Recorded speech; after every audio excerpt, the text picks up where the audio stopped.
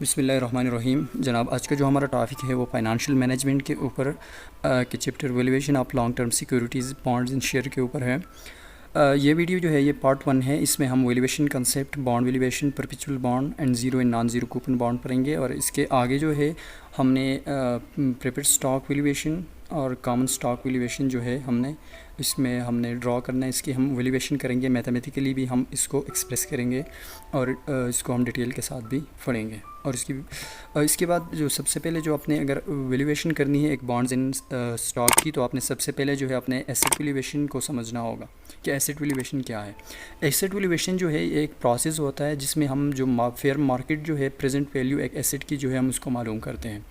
For example, market में एक asset की जो कीमत है वो 10,000 है और बुक में उसकी कीमत जो है वो 20,000 है, और आपने वैल्यूएशन कर दी और तो वैल्यूएशन की कीमत जो है इंट्रिंसिक वैल्यू जो है वो आपकी मुख्तलिफ आएगी, क्योंकि मार्केट में जो रेट होता है वो एक्चुअल रेट एक एसेट की नहीं होती।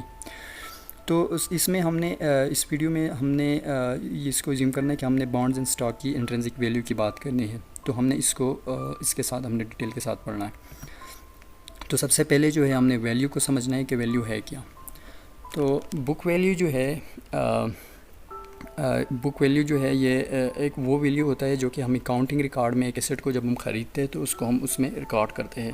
तो वो वैल्यू जो होती है वो हमने डिप्रिसिएशन इससे माइनस करना होता है और एक फर्म की जो बैलेंस शीट है उसमें हमने उसको इंक्लूड करना होता है। दूसरे नंबर पे जो चीज़ है वो है मार्केट वैल्यू। मार्केट वैल्यू क्या चीज़ है? मार्केट वैल्यू वो वैल्यू होता है जिस कीमत पे एक एसेट जो है वो मार्केट में बिक रहा हो। मतलब जो फॉर एग्ज़ाम्पल एक बॉन्ड है जिसकी वैल्यू जो मार्केट में है वो 12,000 है, उसमें ट्रेडिंग हो रही है, तो वो मार्केट में उसकी वैल्यू जो है वो 12,000 है।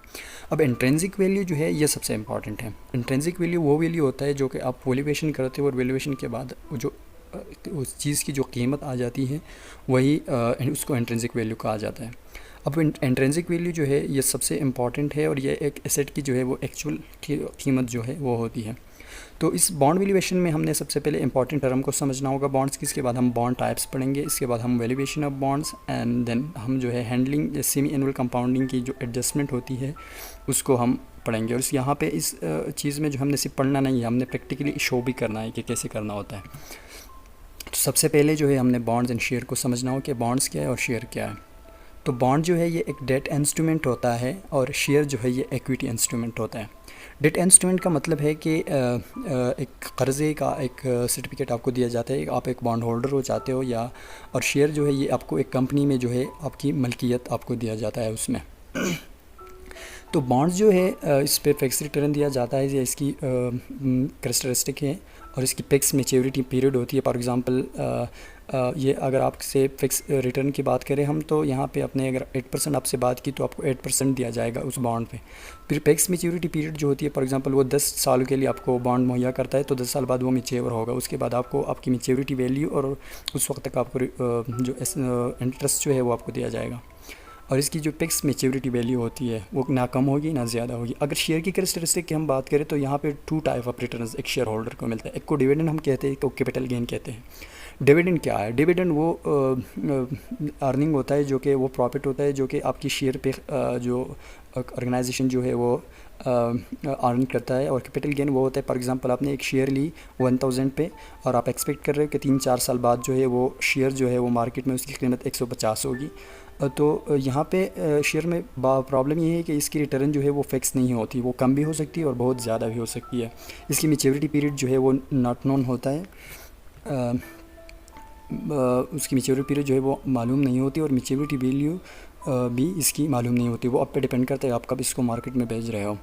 बेसिक आप वैल्यूएशन को बात करें तो हमने 2 चीज़ों को समझना अगर हमने वैल्यूएशन करनी है एक चीज़ की, बॉन्ड्स एंड शेयर की। एक सबसे पहले जो है एक टाइम को और एक वैल्यू को, ये 2 बहुत इंपॉर्टेंट कंपोनेंट है। अब टाइम जो है अपने कितने सालों के लिए अपने पैसे इन्वेस्ट करने और वैल्यू अपने कितना पे करना है और एक एसेट की एक्चुअल वैल्यू जो है वो कितनी है।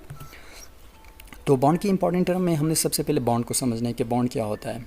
बॉन्ड जो है ये एक लॉन्ग टर्म डेट इंस्ट्रूमेंट होता है और ये कॉरपोरेशन जो कि कंपनीज़ या गवर्नमेंट जो है वो इशू करती हैं।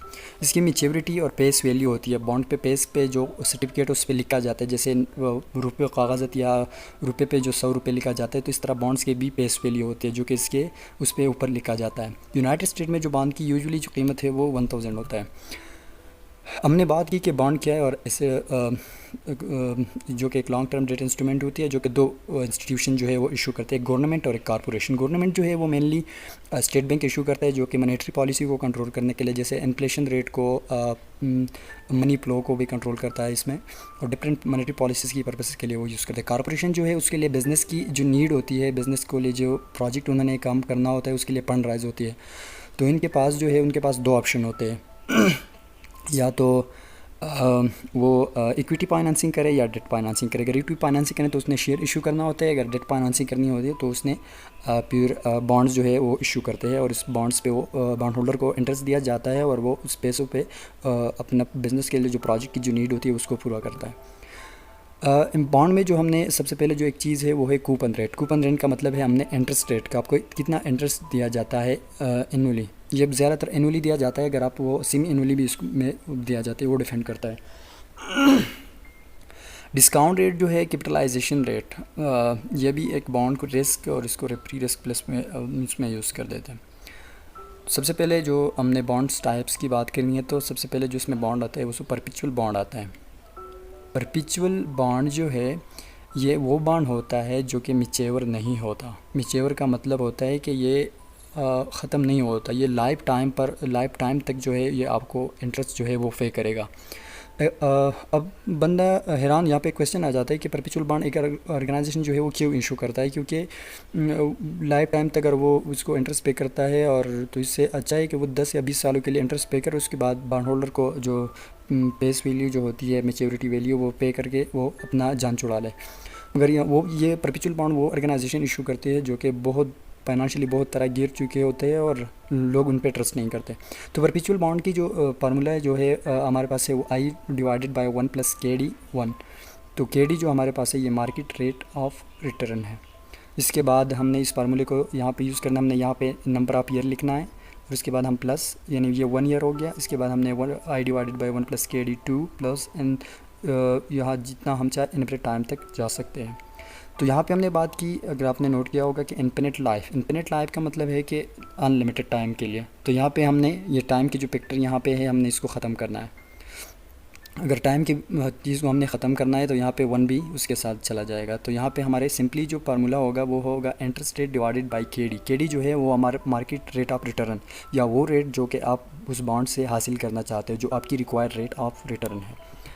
परपेचुअल बॉन्ड की एग्जांपल को देखा जाए तो इस एग्जांपल को समझने के लिए हमने सबसे पहले जैसे कि हमने जो कि बॉन्ड है उसकी जो फेस वैल्यू है, जैसे फेस वैल्यू हमने लिखा जो कि बॉन्ड के सर्टिफिकेट के ऊपर जो होता है उसकी फेस वैल्यू जो है वो 1000 है, और उसकी जो 8% कूपन रेट का मतलब है इंटरेस्ट रेट वो आपको प्रोवाइड कर रहा है। और आपकी जो एप्रोप्रिएट डिस्काउंट रेट जो है वो 10% है, मतलब आप जो चाहते हो उस बॉन्ड से वो 10% आप चाहते हो। तो आप इस परपेचुअल बॉन्ड की कीमत क्या होनी चाहिए, तो इसको समझने के लिए आपने सबसे पहले जो है हमने यहाँ पे आई इक्वल टू हमने इंटरेस्ट रेट मालूम करना है कि 1000 पे अगर बॉन्ड है तो इसकी 8% जो है वो हमारे साथ 80 आ जाएगा। उसके बाद जो KD जो है हमारा मार्केट का रेट जिसके हमने क्वेश्चन से यहाँ पे इंक्लूड किया वो 10% है। और V = जो है वो है हमने वैल्यू जो है हमने कैसे पुट करना है कि आई जो हमारे साथ है वो है 80, जो कि 8% 1000 पे, तो हम यहाँ पे 80 लिखेंगे। इसके बाद KD जो हमारे पास है वो 10% है, तो हम 80 को 10 पे डिवाइड करेंगे तो इससे हमारा आंसर आ जाएगा 800। तो अगर मार्केट पे वो 1000 पे बिक रहा है तो हम उसको नहीं लेंगे, क्योंकि अगर 800 पे वो बिकेगा तो फिर हम उस बॉन्ड्स को जो है हम ख़रीद सकते हैं। दूसरे नंबर पे जो बॉन्ड्स की जो टाइप है उसको कूपन बॉन्ड भी कहते हैं और इसको नॉन ज़ीरो कूपन बॉन्ड, मगर वो बॉन्ड जिस पे आपको पेमेंट इंटरेस्ट भी दिया जाता है और वो इनकी फाइनाइट लाइफ होती है। जैसे कि हमने परपेचुअल बॉन्ड में हमने बात की यहाँ पे कि इसकी जो लाइफ जो है हमने कहा कि इसकी इनफिनिट लाइफ होती है। अब यहाँ पे zero coupon bond, non zero coupon bond जो इसकी फाइनाइट लाइफ होती है, तो फाइनाइट लाइफ होगी तो इसमें अपने इंटरेस्ट पे आपको दिया जाएगा और लास्ट में जो है आपको मैच्योरिटी वैल्यू भी दिया जाएगा। फार्मूले को देखा जाए तो आई डिवाइडेड बाई 1 + KD1 पहला year plus I divided by 1 + KD2 दूसरा ईयर प्लस, और यहाँ तक के आखिर में आपको जब मैच्योर होगा तो आपको मैच्योरिटी वैल्यू और 1 + KDN। यहाँ पे जो है ना इसको हमने लास्ट ईयर की जो मतलब 10 ईयर के लिए बॉन्ड देंगे तो हम यहाँ पे भी 10 लिखेंगे।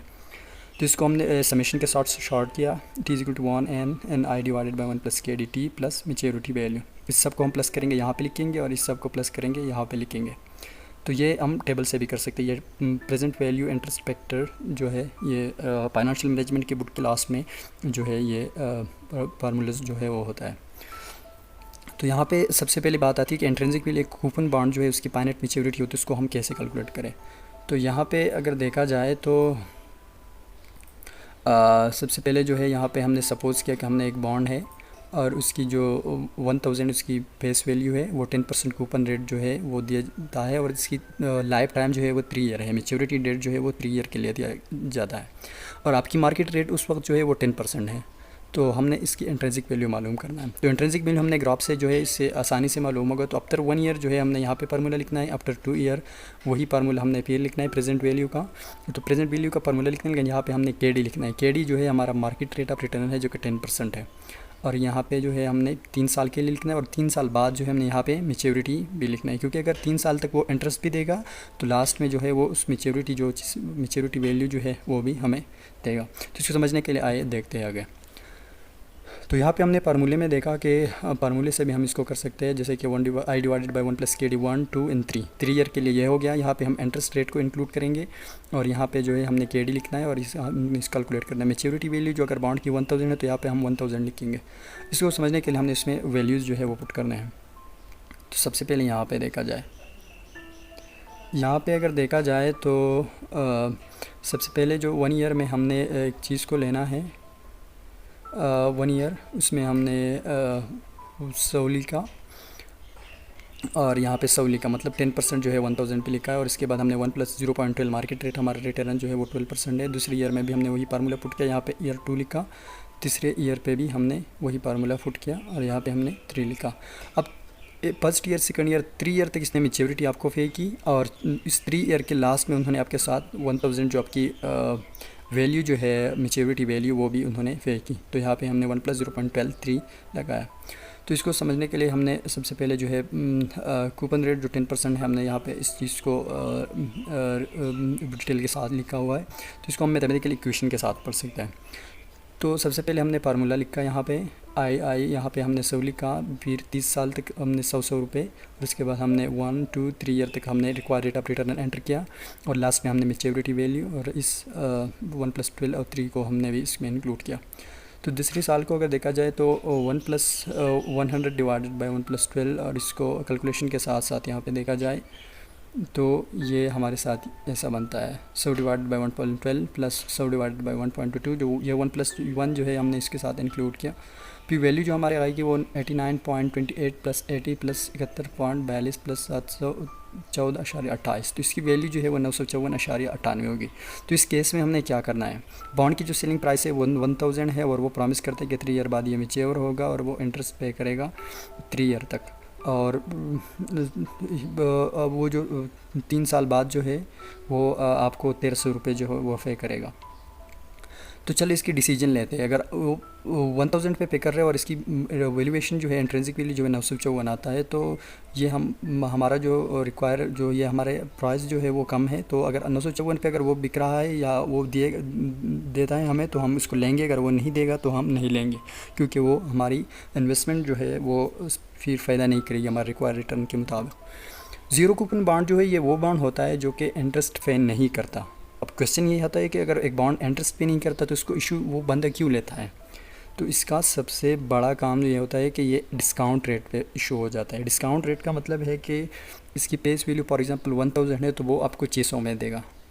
तो इसकी फार्मूला को अगर देखा जाए तो V is equal to MV, हमने डायरेक्ट मैच्योरिटी वैल्यू लिखना है। मैच्योरिटी वैल्यू फॉर एग्जांपल हमने 1000 लिखा, 1 प्लस KD में हमने market rate of return for example वो 12% है तो हमने यहाँ पे 12 लिखना है। तो इसको समझने के लिए हमने भी एग्जाम्पल को समझना होगा। यहाँ पे देखिए फर्स्ट ईयर जो है 0% ज़ीरो इंटरेस्ट, सेकंड ईयर भी हमने इसने 0 दिया, थर्ड ईयर भी इसने कोई इंटरेस्ट पे नहीं किया, 4 ईयर जो है वो हमें 1000 देगा। तो इसको हमने फार्मूला इसमें पुट करना है। तो सबसे पहले जो है ज़ीरो इंटरेस्ट पेमेंट जो है आई जो है वो हमारे पास 0 है, यहाँ पे भी 0 है, यहाँ पे भी है और यहाँ पे मैच्योरिटी वैल्यू है। तो हमने इसको शॉर्टकट करना है। In case of non zero coupon bond जो है वो उसमें फार्मूला ये होता है, अगर बॉन्ड जो है वो ज़ीरो कूपन बॉन्ड होगा तो उसमें फार्मूला इतना शॉर्ट होगा। तो यहाँ पे हमने लिखा maturity value 1 plus KD N। तो चले एग्जांपल के साथ इसको समझते हैं। एग्जांपल को समझने के लिए सबसे पहले जो है हमने एक 1000 पे फॉर वैल्यू है एक बॉन्ड की जो कि 0% कूपन रेट और 3 ईयर इसकी मैच्योरिटी है। तो रिक्वायर्ड रेट ऑफ रिटर्न जो है वो 12% है जो हम चाहते हैं। तो इसकी एस्टिमेटिंग जो इंट्रिंसिक वैल्यू हमने एस्टिमेट करना है, तो ये 3 साल तक तो ये इंटरेस्ट देगा नहीं, तो लास्ट वन ये 1000 देगा। तो उस 1000 को हम डिवाइड करेंगे 0.123 मार्केट रेट के मुताबिक। तो इसकी कैलकुलेशन को अगर देखा जाए तो MV जो कि 1000 है 1 + 12% 3, इसको हम कैलकुलेट करेंगे तो इससे वैल्यू जो है वो 714.28 आएगा। तो इस केस में अगर वो बॉन्ड जो है वो 1000 पे बिक रहा है और वो जो इंटरेस्ट पे नहीं करेगा, तो अगर वो 714 रुपये पे हमें दिया जाएगा या हमें प्रोवाइड करेगा तो हम इसको ख़रीद सकते हैं, अदरवाइज़ इस DC जो हम नहीं लेंगे, क्योंकि इन्वेस्टमेंट जो है वो हमारे लिए फ़ायदेमंद नहीं होगा। अब सेमी एनुअल कंपाउंडिंग क्या है? जो मोस्ट जो बॉन्ड होते हैं यूनाइटेड स्टेट में और बहुत से मुल्क में ऐसे होते हैं जो कि साल में 2 बार आपको जो रेट ऑफ रिटर्न जो है इंटरेस्ट जो है वो दिया जाता है। तो आपने इसको एडजस्टमेंट कैसे करना है फार्मूले में? तो सबसे पहले डिवाइड KD जो आपका है मार्केट रिटर्न, उसको अपने 2 से डिवाइड करना है। आपका नंबर ऑफ ईयर जो उसको 2 से डिवाइड मल्टीप्लाई करना है, और इसके बाद I जो है इंटरेस्ट रेट उसको भी अपने 2 से के साथ जो है डिवाइड करना है। इसको देखें यहाँ पे, जैसे कि हमने फार्मूले में यहाँ पढ़ा कि I डिवाइडेड बाई 1 + KD। तो अगर आपने सेमी एनुअल कंपाउंडिंग है तो अपने I को भी 2 से डिवाइड करना है, और इसके बाद market rate of required return जो उसको भी करना है। अगर नंबर ऑफ ईयर जो है इसको अपने 2 से ज़रब देना है। तो इससे फार्मूला यह है, थोड़ा चेंज होगा, यहाँ पे 2 करना है यहाँ पे, और नंबर ऑफ ईयर के साथ आपने मल्टीप्लिकेशन करनी है। Thank you for watching this video. Next video में जो हमारा जो टॉपिक होगा पार्ट 2 जो कि स्टॉक वैल्यूएशन पे होगा। स्टॉक वैल्यूएशन को हम डिटेल के साथ पढ़ेंगे, प्रेफर्ड स्टॉक वैल्यूएशन, और इसको हम कॉमन स्टॉक वैल्यूएशन, और इसके बाद हम डिफरेंट पेजेस जो होती है ग्रोथ पेजेस वो भी पढ़ेंगे। उस पार्ट 2 की जो लिंक की जो वीडियो की जो लिंक है वो आपको डिस्क्रिप्शन में मिल सकता है। अगर आपको हमारी वीडियो थोड़ी सी भी अच्छी लगती है तो हमारे चैनल को सब्सक्राइब करें, वीडियो को लाइक करें, और आपका कोई भी क्वेश्चन हो तो आप कमेंट सेक्शन में पूछ सकते हैं।